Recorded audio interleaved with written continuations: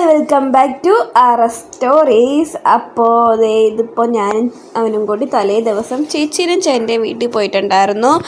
അത് കഴിഞ്ഞിട്ട് പിറ്റേ ദിവസം രാവിലെ നമ്മൾ അവിടെ നിന്ന് തിരിച്ചു വന്നതാണ് കേട്ടോ. അപ്പോൾ അതാണ് ഞാൻ പുതിയ ഡ്രസ്സിലൊക്കെ നിൽക്കുന്നത്. ഇത് സംഭവം എനിക്ക് നെറ്റിയിലൊരു തഴമ്പ് കിട്ടി. സംഭവം നമ്മൾ മറ്റേ ഹെൽമെറ്റ് വെച്ച് അത് അടയാളമായതാണ് കേട്ടോ. ഞാൻ ഫുൾ കവർ ചെയ്യുന്ന ഹെൽമെറ്റ് അയക്കുന്നത്, അപ്പോൾ അത് വെച്ച് അടയാളമായതാണ്. സമയം ഇപ്പോൾ ഏകദേശം 10 മണിയായി. ഇനിയിപ്പോൾ നമുക്ക് ബ്രേക്ക്ഫാസ്റ്റിൻ്റെ പണിയൊന്നുമില്ല, കാരണം ബ്രേക്ക്ഫാസ്റ്റ് അവിടെ നിന്ന് നമ്മൾ ഇറങ്ങുന്നതെന്ന് പറഞ്ഞപ്പോഴത്തേക്ക് കലേമ ഉണ്ടാക്കി വാരി തന്നാണ് കേട്ടോ വിട്ടത്. അത് കഴിഞ്ഞിട്ട് ഇവൻ്റെ ഈ പ്രശ്നങ്ങളൊന്നും ഞാൻ കണ്ടിട്ടില്ലായിരുന്നു. അത് കഴിഞ്ഞിട്ട് ഞാൻ വന്ന് വീഡിയോ എഡിറ്റ് ചെയ്യുന്നതിൻ്റെ ഇടയിൽ കേട്ടോ ഇതൊക്കെ കണ്ടേ. അത് കഴിഞ്ഞ് ഞാനൊന്ന് ഡ്രസ്സ് മാറിയിട്ട് വന്നു. അപ്പോൾ ഡ്രസ്സ് മാറിയപ്പോൾ എനിക്ക് മനസ്സിലായി ആ ഡ്രസ്സും എൻ്റെ ഹെയർ സ്റ്റൈലൊക്കെ തമ്മിൽ യാതൊരുവിധ ബന്ധവുമില്ല, നല്ല ബോറായിട്ടുണ്ടെന്ന്. അത് കഴിഞ്ഞിട്ട് ഞാൻ കിച്ചണിലോട്ട് വന്നിട്ട്, കാരണം നമ്മൾ എത്രയൊക്കെ അടുക്കി പറക്കിയിട്ടും നമ്മുടെ കിച്ചണൊന്നും അങ്ങോട്ട് സെറ്റ് ആവുന്നില്ല. നമുക്കെല്ലാം എവിടെയൊക്കെയാണ് എങ്ങനെയാണെന്നൊന്നും അറിയാൻ പറ്റുന്നില്ല.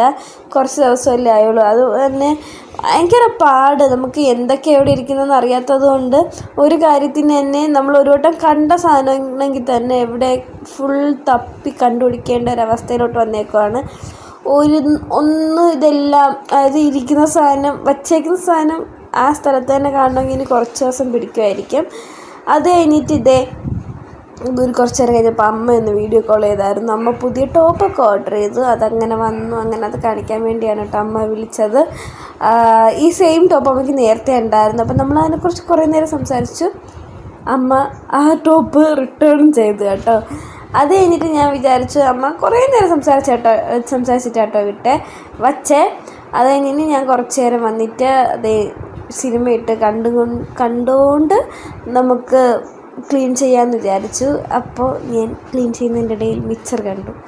അങ്ങനെ ഞാൻ ആ മിച്ചർ കൊണ്ടുവന്ന് വച്ച് കഴിക്കാം കേട്ടോ. അങ്ങനെ പിന്നെ വീഡിയോ കണ്ട് മിച്ചർ കഴിക്കലായി. അത് കഴിഞ്ഞ് അതൊക്കെ കഴിച്ച് കഴിഞ്ഞതിന് ശേഷം വീണ്ടും വന്ന് ക്ലീനിങ്ങിലോട്ട് നിന്നു. ഞാൻ കൂടുതലും സംഭവം ഞാൻ അവിടെ ബാക്ക്ഗ്രൗണ്ടിൽ ഇങ്ങനെ കിടന്ന വീഡിയോ പ്ലേ ആവത്തതേ ഉള്ളൂ, വേറെ കാര്യങ്ങളൊന്നുമില്ല.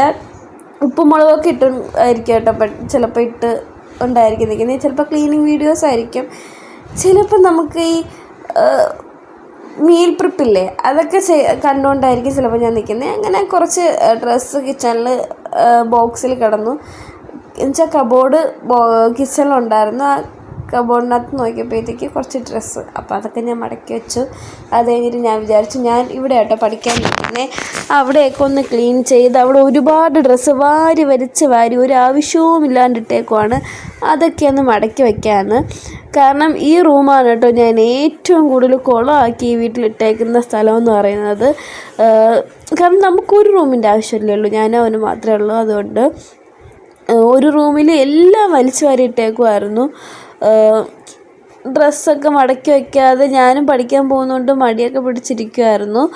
അത് കഴിഞ്ഞിട്ട് ഞാൻ വന്നത് ആ ടേബിളിൻ്റെ പുറത്ത് എല്ലാ ബുക്കുകളും ഇപ്രാവശ്യത്തെ നോട്ടുകളും കാര്യങ്ങളൊക്കെ ഒന്ന് സെറ്റ് ചെയ്ത് വെച്ചു. അത് കഴിഞ്ഞിട്ട് ഞാൻ വിചാരിച്ചു മണി പ്ലാന്റ്, ആർട്ടിഫിഷ്യൽ പ്ലാന്റാണ്. അപ്പോഴത്തേക്ക് ഞാനതൊന്ന് വേറെ രീതിയിലൊക്കെ വച്ച് നോക്കാമെന്ന് വിചാരിച്ചു. പക്ഷേ വച്ച് കഴിഞ്ഞപ്പോഴത്തേക്ക് എനിക്ക് തീരെ ഇഷ്ടപ്പെട്ടില്ല. ഞാൻ അതുപോലെ തിരിച്ചിളക്കി എടുത്തിട്ടുണ്ട്. അത് കഴിഞ്ഞിട്ട് നേരത്തെ വച്ച കണക്ക് തന്നെ ഗ്ലാസ്സിലാക്കി അപ്പുറവും ഇപ്പുറവും വെച്ചു കേട്ടോ. അത് കഴിഞ്ഞിട്ട് ഞാൻ അവൻ്റെ ഡ്രസ്സ് വേറെ എൻ്റെ ഡ്രസ്സ് വേറെയൊക്കെ മടക്കി വയ്ക്കുകയാണ്. കാരണം അവൻ്റെ ഡ്രസ്സ് ഇനി അവൻ്റെ അൽമറയിൽ കൊണ്ട് വയ്ക്കാം, എൻ്റെ ഡ്രസ്സ് എൻ്റെയിലും വയ്ക്കാമെന്നൊക്കെ വിചാരിച്ചിട്ട് ഞാൻ മടക്കി വയ്ക്കുകയാണ്. ഞാൻ മടക്കി വെച്ചപ്പോഴും വിചാരിച്ചത് അവൻ കൊണ്ട് വയ്ക്കും എന്നാണ്. പിന്നെ ഞാൻ വിചാരിച്ചു ഇനി എന്തിനാണ് അത് അവിടെ വച്ചേക്കുന്നതെന്ന് വിചാരിച്ചിട്ട് ഞാൻ അവൻ്റെ അൽമറയും കൊണ്ട് നല്ല രീതിക്ക് സെറ്റ് ചെയ്ത് കൊടുത്തു. എൻ്റെ അതും വൃത്തിയാക്കി. അത് കഴിഞ്ഞിട്ട് ഞാൻ വിചാരിച്ചു ലഞ്ച് ഉണ്ടാക്കാമെന്ന്. അപ്പം ഇന്ന് നല്ല കൊഞ്ച് റോസ്റ്റായിരുന്നു കേട്ടോ. അപ്പോൾ ഞാൻ വിചാരിച്ചു അതിൻ്റെ വീഡിയോയും കൂടി ഇടാമെന്ന്. കൊഞ്ച് വേറൊന്നുമില്ല, ഉപ്പും മുളകും മഞ്ഞൾപ്പൊടിയും നാരങ്ങ നീരും കൂടെ ഒന്ന് മിക്സ് ചെയ്ത് കൊഞ്ച് നന്നായിട്ട് ഫ്രൈ ചെയ്തെടുത്തു. എന്നിട്ട് ആ ഫ്രൈ ചെയ്ത എണ്ണയിലോട്ട് നമ്മൾ ഇഞ്ചി, പച്ചമുളക്, വെളുത്തുള്ളി പേസ്റ്റാക്കിയത് ഇട്ട് കൊടുത്തിട്ട് നന്നായിട്ട് അതിൻ്റെ പച്ചമണം മാറുന്നത് വരെ ഇളക്കുക. അത് കഴിഞ്ഞതിന് ശേഷം അതിനകത്തോട്ട് നമ്മൾ സവാള, നമുക്ക് ചിക്കൻ കറി വയ്ക്കുന്നത് എങ്ങനെയാണ് അതുപോലെ തന്നെയാണ്, വേറെ വ്യത്യാസങ്ങളൊന്നുമില്ല.